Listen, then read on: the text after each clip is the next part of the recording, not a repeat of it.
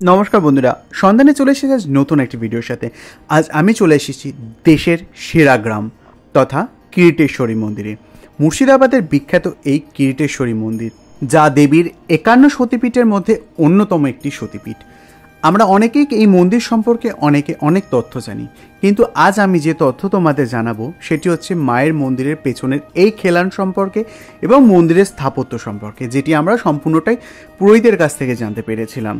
আমরা জেনে নেব এই মন্দিরের স্থাপত্যের কথা, কিন্তু তার আগে জেনে নেব এই মন্দিরের কিছু রহস্যের কথা। শোনা যায় যে কিরিটেশ্বরী মন্দির নাকি বেশ জাগ্রত। কথিত রয়েছে যে এখানে যে শিব মন্দির রয়েছে তা সেই দিন ফেটে পড়ে, যেদিন মীর কাসিম রাজা বল্লভকে ডুবিয়ে হত্যা করেছিলেন। সেখানে বৃহদাকার শিবলিঙ্গের মাঝে আজও ফাটল দেখা যায়। শোনা যায় মির্জাফর কিরিটেশ্বরী দেবীর চরণামৃত মুখে নিয়ে শেষ নিঃশ্বাস ত্যাগ করেন। তার আগে শেষ বয়সে তিনি নাকি কুষ্ঠরোগে আক্রান্ত হলে তার মনে বিশ্বাস জন্মায় যে এই দেবী চরণামৃত খেলে তিনি রোগমুক্ত হবেন। ইতিহাস বলছে যে মুঘল সম্রাট আকবরের থেকে এই মন্দিরের দায়িত্ব লালগোলার রাজা ভগবান রায় পান। 1405 সালে যখন এই পুরনো মন্দিরটি ভেঙে পড়ে, তখন 19 শতকে তারই সামনে লালগোলার রাজা দর্পনারায়ণ রায় নতুন এই মন্দিরটি নির্মাণ করেছিলেন, যিনি ছিলেন ভগবান রায়ের বংশধর। এবার ফিরে আসি এই মন্দিরের নকশার কথায়।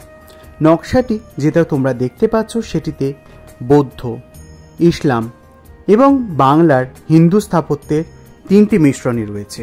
আমরা যে ফুল পাতা করা নকশাটি দেখতে পাচ্ছ সেটি হলো বৌদ্ধ ধর্মের স্থাপত্য, খিলানটি হলো ইসলাম ধর্মের, এবং যে চালাটি দেখতে পাচ্ছ সেটি হচ্ছে বাংলা চালান, হিন্দু ধর্মের স্থাপত্য। এবার আমরা জানব এই স্থাপত্যটি বৌদ্ধ, ইসলাম, হিন্দু সংমিশ্রণে কিভাবে হলো। রানী ভবানী যে বার্তাটি দিয়েছেন সেটি হলো যে 51বর্তী পরিবার। গৌতম বুদ্ধের জন্মের পর বৌদ্ধ ধর্মের ভাগ হয়েছিল এবং হজরত মোহাম্মদের জন্মের পর ইসলাম ধর্মের ভাগ হয়ে যায়। কিন্তু পৃথিবীর সৃষ্টির সময় যেহেতু সনাতন ধর্মের মূল ধর্ম ছিল, তাই রানী ভবানী এখানে 51বর্তী পরিবারের কথা তুলে ধরেছিলেন। দেবীর বিগ্রহের পিছনে তোমরা যে ফুল আঁকা নকশাগুলি দেখতে পাচ্ছ সেগুলি কিন্তু কোনো রকম নকশা নয়, সেগুলি হলো বৌদ্ধতন্ত্রের শ্রীযন্ত্র। এই থেকে বোঝা যায় যে এই এলাকায় সেই সময় কিন্তু বৌদ্ধ ধর্মের প্রভাব বা আধিপত্য কিন্তু বেশ ছিল। যজ্ঞের পর যখন দেবীর সতীর শরীর খণ্ড বিখণ্ড হয়ে পৃথিবীর নানা স্থানে ছড়িয়ে পড়ছিল, তখন কিন্তু এই স্থানে দেবীর করটি পড়েছিল। আর এই শিলাকে কেন্দ্র করে এই গ্রামের নাম হয়েছিল কিরিটকণা। গ্রামের নাম ছিল কিরিটকণা, গ্রামের মৌজার নাম ছিল কিরিটকণা, এবং এখানকার স্থানীয় এলাকার যেটা জানা যায় যে এটি কিরিটকণা নামে পরিচিত ছিল, যদিও বা পরবর্তীকালে এই জায়গাটি কিরিটেশ্বরী নামে এখন পরিচিত রয়েছে। করটি থেকে এসেছে কিরিট কথাটি, আর কিরিট কথার অর্থ হলো কিন্তু স্ক্যাল্প। এই শিলাকে কেন্দ্র করে এই মন্দিরটি গড়ে গেছেন নাটোরের রানী ভবানী। সালটি ছিল 1104 খ্রিস্টাব্দ। পরবর্তীকালে লালগোলার রাজা যোগেন্দ্র নারায়ণ রায় 1307 খ্রিস্টাব্দে এই মন্দিরটি নতুন করে সংস্কার করেছিলেন। এই মন্দিরের মেন মূর্তি হলো যেটি করটি, আর এই করটি কি 3টি ভাগে বিভক্ত, যেটি হচ্ছে প্রথম ভাগ সূর্য, দ্বিতীয় ভাগ চন্দ্র, তৃতীয় ভাগ হলো জ্ঞান। এইবার ফিরে আসি মন্দিরের বাইরের স্থাপত্য নিয়ে। মন্দিরের বাইরের গুম্বজগুলি ভালোভাবে খেয়াল করলে তোমরা দেখতে পাবে যে দেখবেন মন্দিরের 4 দেওয়াল কিন্তু 4 চালায় রয়েছে হিন্দু স্থাপত্য, পেটটি রয়েছে ইসলামী স্থাপত্যের এবং খিলানটি রয়েছে বৌদ্ধ স্থাপত্যের, যেটি অনেকটি প্যাগোডার মতন দেখতে। আবার শাক্ত ধর্মে এই স্থান একটি প্রাচীন মহাপীঠ হিসেবে প্রসিদ্ধ। পাঠান মুঘল শাসনকালে এই স্থানের খ্যাতি ছিল। রিসাজুল সালতিন গ্রন্থে ও রেনেলেস কাশিমবাজার দ্বীপের মানচিত্রে কিরিটকণাকে টিরিটকণা বলে উল্লেখ করা হয়েছে। আবার অনেকের মতে দেবীর ভৈরব সম্মর্থ বলে যে মূর্তিটি পূজা করা হয় সেটি আসলে কিন্তু একটি বৌদ্ধ মূর্তি, যা মূর্তি রাঢ়ীর এই অঞ্চলের সঙ্গে বৌদ্ধ সংস্কৃতির পরিচয় করিয়ে দেয়। আমি তোমাদেরকে আগেও বলেছিলাম যে এখানে কিন্তু বৌদ্ধ ধর্মের আধিপত্য কিন্তু ছিল বেশ। আমি তোমাদেরকে দেবীর মূর্তিটি পরে দেখাবো, যেটি পূজারী হাতে ছবির মাধ্যমে আমাদেরকে দেখিয়েছিলেন, সেই মূর্তিটিও আমি তোমাদের দেখাবো। সেই মূর্তিতেও কিন্তু বৌদ্ধ ধর্মের কিন্তু ছাপ দেখা যায়। 1177 বঙ্গাব্দে বিজয়রাম সেন রচিত তীর্থমঙ্গল কাব্যে কিরিটেশ্বরীর কিন্তু বর্ণনা আছে। সেই বর্ণনায় লেখা রয়েছে, কিরিটেশ্বরী পূজা দিতে গেলা শীঘ্র গতি, কতগুলি বাড়তি গেলা কর্তার সংহতি, মহা সরঞ্জাম সঙ্গে গিয়া কিরিট কোনা, দেবীকে প্রণাম কইল দিয়া কিছু শোনা, ষোড়শ প্রচারে পূজা কইল ভগবানে, দক্ষিণ করিলা কত কইল বিতরণে। এখানে মা কিরিটেশ্বরী মায়ের যে মূল মূর্তির ছবিটি রয়েছে সেটি রানী ভবানী রক্ষা করে গেছেন। নিরাপত্তার কারণে এই মূর্তিটির ছবি কিন্তু বাইরে রাখা হয়, মন্দিরে রাখা হয় না। শুধুমাত্র পৌষ মাসের 4টি মঙ্গলবার দুপুর 1টা থেকে সন্ধে পর্যন্ত এই মূর্তিটি রাখা থাকে। তখন এই মূর্তির রাজবেশে রাখা থাকে।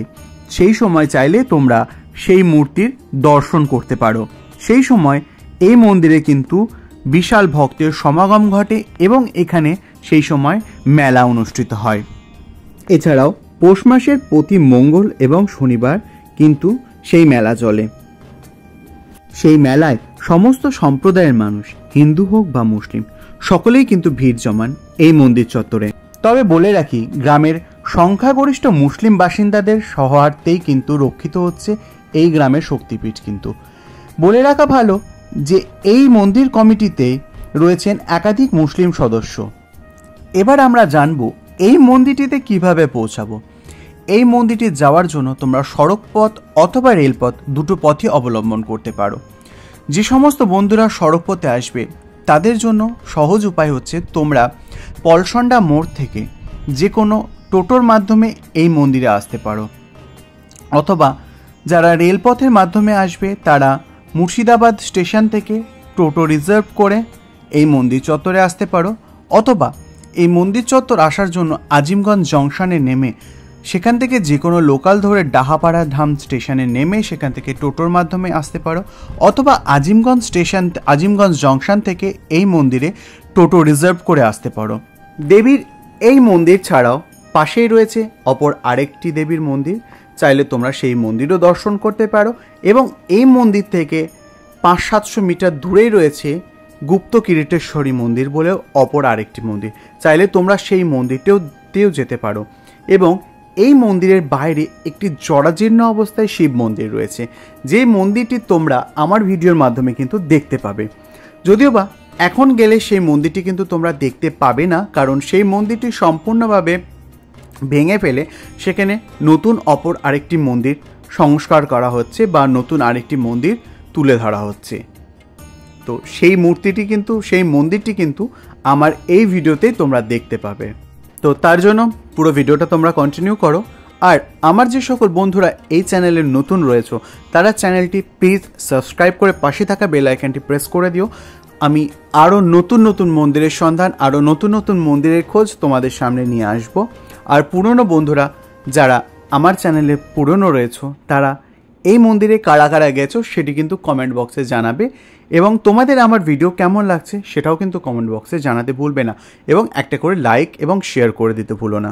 এই সেই মায়ের মূর্তির প্রতিকৃতি যেটি পুরোহিত মশাই আমাদের সামনে তুলে ধরছেন। তোমরা মূর্তিটি ভালোভাবে খেয়াল করলে দেখতে পাবে যে এই মূর্তিটিতেও কিন্তু একটি বৌদ্ধ ছাপ রয়েছে। আমি চাইলে পুরোহিতেরই ভয়েসটি দিতে পারতাম, কিন্তু সেখানে প্রচুর ব্যাকগ্রাউন্ড সাউন্ডস ছিল তো, এবং প্রচণ্ড পরিমাণে আওয়াজ হওয়ার জন্য আমি সেই ভয়েসটা দিতে পারিনি। চাইলে আমি দিতে পারতাম, কিন্তু ওখানে আমাদের কিছু কথোপকথনও হয়েছিল পুরোহিতের সাথে, তো যেগুলো আমার যুক্তিযুক্ত মনে হয়নি দেওয়ার জন্য, তো আমি আমার নিজের কণ্ঠেই তোমাদেরকে পুরো তথ্যটা শেয়ার করলাম। যদি ভালো লেগে থাকে চ্যানেলটি সাবস্ক্রাইব করে দিও আর পাশে থেকো। আবার দেখা হচ্ছে নতুন কোনো মন্দিরের সন্ধান, নতুন কোনো মন্দিরের খোঁজ নিয়ে। তো শেষ করার আগে তোমাদেরকে আমি মন্দিরের বাইরের স্থাপত্যটা দেখাবো, যেটি বলেছিলাম প্যাগোডা টাইপের বৌদ্ধ খিলান রয়েছে, পেটটি মুসলিম স্থাপত্য এবং চারচালা হিন্দু স্থাপত্য, এবং তার সাথে তোমাদের দেখাবো পুরনো যে শিব মন্দিরটি ভেঙে ফেলা হয়েছে সেটিও তোমরা এই ভিডিওর মাধ্যমে দেখে নেবে।